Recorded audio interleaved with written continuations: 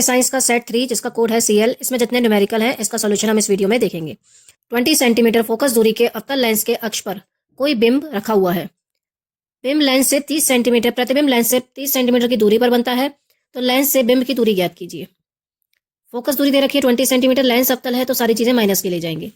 प्रतिबिंब जो बन रहा है 30 सेंटीमीटर की दूरी पे बन रहा है। अब वस्तु जो है लेंस से कितनी दूर रखी है, यू की वैल्यू पूछिए। लेंस का सूत्र होता है 1/f बराबर 1/v माइनस 1/u। v की वैल्यू आपको -30 दे रखी है और u की वैल्यू आपको पता नहीं, f की वैल्यू आपको -20 दे रखी है। इस -30 को आप इधर ले आइए तो ये प्लस का हो जाएगा, यहाँ बचेगा माइनस का 1/u। एलसीएम ले लीजिए, -20 और 30 की मल्टीप्लाई, 30 1 30, 20 1 20, माइनस 1/u। 30 में से 20 गया 10, -20 इंटू 30 इजिकल्स टू -1/u। 0 से 0 कैंसिल कर दीजिए, ऊपर 1 बचा, नीचे बचा 60, माइनस का, यहाँ पे माइनस का u। माइनस से माइनस कैंसिल हुआ, u के सामने 60 लिखा है तो u की वैल्यू हो गई 60 सेंटीमीटर। यानी जो हमारा प्रतिबिंब है, जो वस्तु है वो हमारे लेंस से 60 सेंटीमीटर की दूरी पर रखी हुई थी। अगला न्यूमेरिकल है, दो प्रतिरोध प्रत्येक 10 ओम के समांतर क्रम में जोड़े गए हैं। संयोजन के सिरों पर 10 वोल्ट की बैटरी जुड़ी है। प्रति सेकंड प्रवाहित आवेश की मात्रा।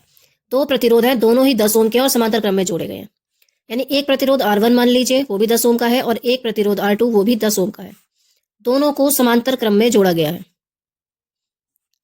समांतर क्रम में जोड़ने पर अब हम यहाँ पे ये निकालेंगे तुल्य प्रतिरोध कितना आएगा। तो 1/R equals to 1/R1 plus 1/R2। R1 की वैल्यू भी 10 है, R2 की वैल्यू भी 10 है। एलसीएम आ जाएगा 10, 1 + 1, 2/10, 2 1 2, 2 5 10, 1/5 हो गया। R के सामने 5 लिखा है तो तुल्य प्रतिरोध आ गया 5 ओम का। अब इन्होंने कहा जो बैटरी लगी है वो 10 वोल्ट की है और प्रति सेकंड, यहाँ लिखा है प्रति सेकंड, यानी टाइम दे रखा है 1 सेकंड में कितनी आवेश प्रवाहित होगा, यानी Q पूछ रहा है। ठीक है, Q इजिकल्स टू क्या होता है, IT। आपको I पता नहीं है तो I की जगह लिख देंगे V/R और T आपको 1 दे रखा है। जैसे ओम का नियम होता है V इजिकल्स टू IR, यहाँ से आप I की वैल्यू निकाल दीजिए, V/R हो जाएगी। तो वही हमने यहाँ पे लगा दी है। आप पहले I भी निकाल सकते हो फिर डायरेक्ट यहाँ वैल्यू पुट कर सकते हो। V की वैल्यू ये है, R की वैल्यू 5 आपने निकाली, T आपको 1 दे रखा है, 5 2 10। तो Q की वैल्यू आ गई 2 कूलम, यानी कितना आवेश प्रवाहित होगा, 2 कूलम का। चलिए अपना अगला क्वेश्चन देखते हैं। 5 सेंटीमीटर लंबाई का एक बिंब उत्तल लेंस से 15 सेंटीमीटर की दूर है। लेंस की फोकस दूरी 10 सेंटीमीटर है। प्रतिबिंब का आकार बताना है।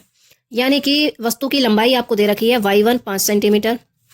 लेंस से कितनी दूर रखा गया है, 15 सेंटीमीटर। उत्तल लेंस है, u माइनस का लेंगे, बाकी सब चीजें प्लस की लेंगे। फोकस दूरी 10 सेंटीमीटर है, ये आप प्लस की लेंगे। सबसे पहले हम ये निकालेंगे प्रतिबिंब कहाँ बनेगा, फिर प्रतिबिंब का आकार बता देंगे कितना बड़ा होगा। सबसे पहले हम लेंस का सूत्र लगाएंगे, 1/f बराबर 1/v माइनस 1/u। फोकस दूरी 10 दे रखी है, v आपको पता नहीं है, u की वैल्यू -15 है। 2 माइनस एक साथ आ गए तो यहाँ पे हो जाएगा +15। ये 1/15 इधर आके माइनस का हो जाएगा, यहाँ बचेगा 1/v। एलसीएम ले लीजिए 10 और 15 का, 15 1 15, 10 1 10। 15 में से 10 गया, 5 बचा, 5/10 इंटू 15 इजिकल्स टू 1/v। 5 3 15 हो गया, 3 10 30 हो गया। v की वैल्यू आ गई 30 सेंटीमीटर, यानी कि प्रतिबिंब 30 सेंटीमीटर की दूरी पे बनेगा। हमसे पूछ रहा है कि प्रतिबिंब का आकार कितना बड़ा होगा। वर्धन वाला फॉर्मूला लगाएंगे, y1/y2 इजिकल्स टू माइनस का u/v। ठीक है, y1 आपको कितना दे रखा है 5, y2 है प्रतिबिंब का आकार, वो हमें पता नहीं, u की वैल्यू दे रखी है -15 और v की वैल्यू अभी आपने निकाली 30। 5/y2 is equals to minus minus plus हो गया अपॉन 30। 15 1 15, 15 2 30। अब क्या करेंगे, y2 को यहाँ हमारा आ गया 5/y2 इज इक्वल्स टू 1/2। 2 को 5 के पास क्रॉस मल्टीप्लाई कर दीजिए y2 की 1 से, तो y2 और 5 2 10। जो प्रतिबिंब है वो 10 सेंटीमीटर लंबा बनेगा। ठीक है, चलिए अपना अगला क्वेश्चन देखते हैं। क्वेश्चन है हमारा, परिपथ में प्रवाहित धारा, यानी इसमें कितना करंट बह रहा है ये आपको बताना है, और प्रत्येक प्रतिरोध के सिरों पर विभवांतर बताओ। ये 3 प्रतिरोध हैं, तीनों पे विभवांतर कितना होगा। पूरे में वोल्टेज तो 10 वोल्ट की लगी है, लेकिन इनमें अलग अलग वोल्टेज बतानी है और करंट बताना है। सबसे पहले इन तीनों प्रतिरोध को सॉल्व करके यहाँ पे हम फाइनल प्रतिरोध बताएंगे कितना होगा। मान लीजिए 10 वोल्ट की बैटरी आपने ऑन करी, करंट कितना बहना शुरू होगा, I। जैसे ही करंट इस पॉइंट पे आएगा, इस करंट के पास 3 रास्ते होंगे जाने के लिए। इसमें I1 जाएगा, इसमें I2 जाएगा और इसमें I3। जैसे ही करंट के टुकड़े होंगे तो आपका यहाँ पे समांतर क्रम लगेगा।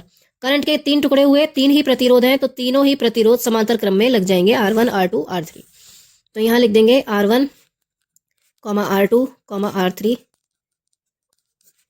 समांतर क्रम में है।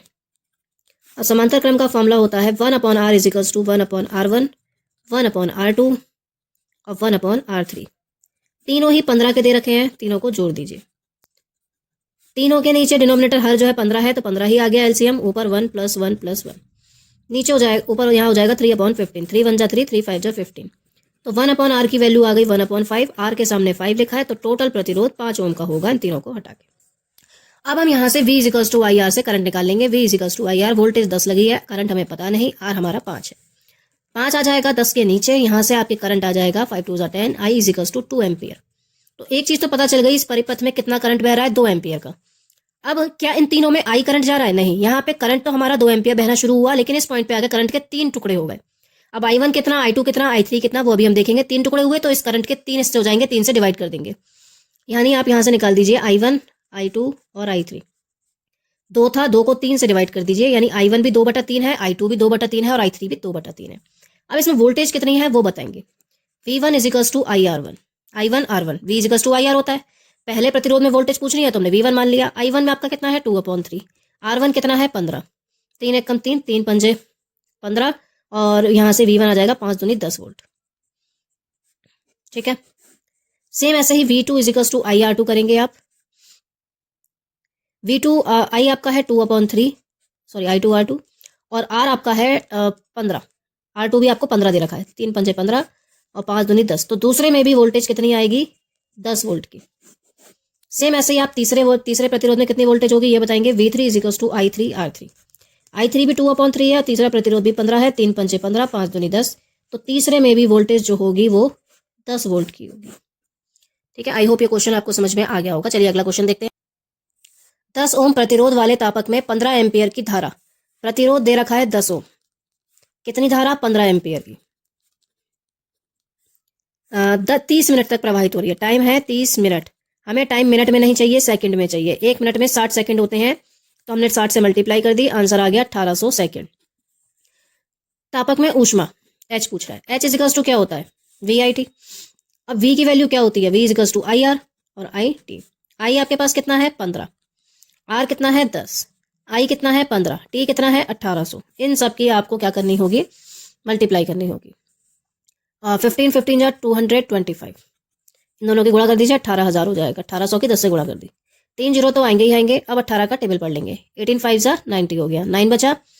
अब 18 2 = 36, 36 और 9 हो गया 45, 4 बचा। 36 और 4 हो गया 40। अब यहाँ पे हम इतना भी छोड़ सकते हैं कि इतने जूल ऊष्मा जा रही है। अब इसमें हम पॉइंट में लगाएंगे। पॉइंट हमारा जब इसमें कहीं नहीं है तो लास्ट में होगा। लास्ट से मुझे फिजिक्स में जब आंसर लिखना होता है तो पॉइंट मुझे पहली संख्या के बाद लिखना होगा, यानी 4 के बाद। तो 4.05 लिख दिया, बाद में तो 0 है। इनको कर देंगे 10 की पावर में, मल्टीप्लाई 10 की पावर। अब पॉइंट जब कहीं नहीं था तो लास्ट में था, लास्ट से हम यहाँ लाए तो इनके बीच में कितनी संख्याएं आई, 1 2 3 4 5 6। तो हमारा आंसर आ गया 4.05 × 10⁶ जूल। इतनी ऊष्मा उसमें प्रवाहित होगी। ठीक है, चलिए अगला क्वेश्चन देखते हैं। क्वेश्चन है 200 वाट का एक रेफ्रिजरेटर 10 घंटे प्रतिदिन चलाया जाता है। 6 रुपए प्रति किलोवाट घंटा की दर से 30 दिन तक चलाने का ऊर्जा का मूल्य बताओ। एक रेफ्रिजरेटर है, उसकी वाट है 200 वाट। ठीक है, 10 घंटे, कितने घंटे चलता है, 10 प्रतिदिन। ठीक है, लेकिन मुझे कितने दिन तक चलाना है, 30 दिन तक चलाना है, तो दिनों की संख्या हम 30 ले लेंगे। ठीक है, सबसे पहले यहाँ पे हम यूनिट निकालेंगे या ऊर्जा निकालेंगे, कितनी ऊर्जा खर्च हुई। तो उसका फॉर्मूला होता है वाट गुणा घंटे गुणा दिन बटे 1000। 1000 से हम डिवाइड करते हैं क्योंकि हम यूनिट निकालते हैं किलोवाट घंटा में। ठीक है, क्योंकि हमें दे रखा है कि 1 किलोवाट घंटा 6 रुपए का है, तो हम किलोवाट घंटा में निकालते हैं। हमें दिया वाट में होता है, इसलिए 1000 से डिवाइड करते हैं। अगर किलोवाट में दी होती इसकी क्षमता तो हम 1000 से डिवाइड नहीं करते। वाट है 200, घंटे हैं 10, दिन है 30, डिवाइड कर देंगे 1000 से। 0 से 0, 0 से 0, 0 से 0, तो 20 यूनिट बिजली खर्च होगी। अब इन्होंने कहा यदि 1 किलोवाट घंटा कितने रुपए का है, 6 रुपए का। यूनिट यानी किलोवाट घंटा ही है, तो 20 यूनिट कितने रुपए की होंगी, 6 की गुणा 20 से कर देंगे 100, सॉरी यहाँ पे थोड़ा गड़बड़ हो गया, 20 दिया 60 यूनिट आएगा, तो 60 यूनिट आएंगी 360 रुपए की। ठीक है, अब इस सेट में आपके इतने ही न्यूमेरिकल थे, सारे मैंने आपको करा दिए हैं। प्लीज इसकी प्रैक्टिस जरूर करिएगा, और अगली वीडियो में हम सेट 2 के न्यूमेरिकल्स सॉल्व करेंगे। आई होप आपको न्यूमेरिकल समझ में आ रहे होंगे। Thank you for watching.